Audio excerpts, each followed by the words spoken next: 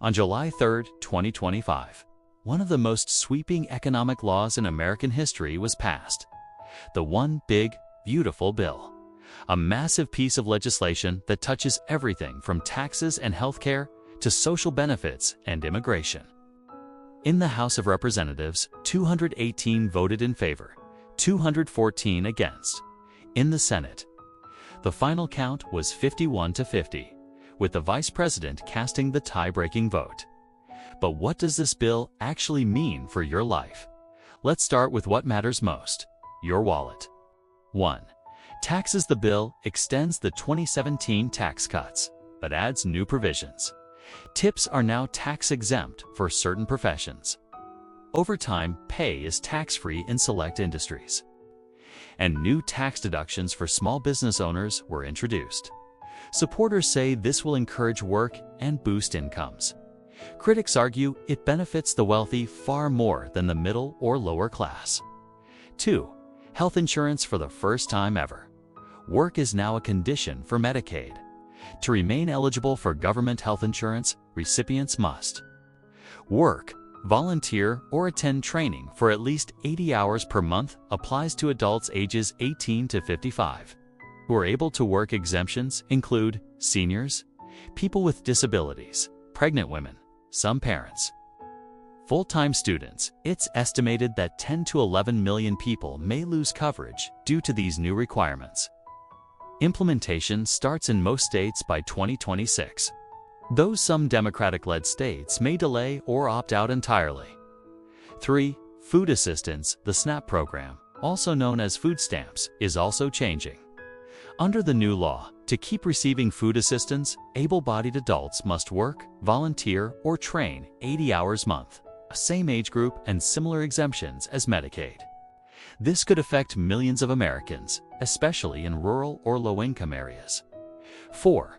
Borders, ICE, and immigration courts. The bill allocates billions to strengthen border enforcement. More funding to expand the southern border wall, hiring additional ICE officers, expanding detention facilities, and speeding up immigration court proceedings. Supporters argue this restores control over AM's borders. Opponents warn it could escalate detentions and worsen humanitarian conditions. 5. The federal deficit. Despite some spending cuts, the Congressional Budget Office estimates this bill may increase the federal deficit by $2.5 to $4 trillion over the next 10 years. But that number isn't fixed. It depends on economic growth, job market, performance, tax revenue, interest rates. That's why opinions are split. Optimists say the bill will stimulate the economy, creating jobs and boosting tax revenue, which could offset some of the deficit. Pessimists worry the bill could worsen the debt, especially if interest rates remain high or if the economy slows, potentially hurting America's credit rating and investor confidence. Who supported the bill, and why? Most Republicans backed the bill, arguing it promotes personal responsibility and national security. They say, if you're able to work, you should work. This isn't punishment, it's fairness. They believe tax cuts spur investment, requiring work for benefits reduces government dependency, and border enforcement is key to national security. Who opposed it, and why? Democrats and rights groups were largely against it, calling the bill harsh and unfair to vulnerable groups. They say, this bill doesn't lift people up, it pushes them down. They warn it will lead to more homelessness, reduced access to healthcare, a wider gap between the rich and poor. The bottom line: this bill touches nearly every part of daily life, from your taxes to your insurance to the food on your table. To some, it's a bold step forward. To others, it's a burden on the most fragile among us. And now, what do you think?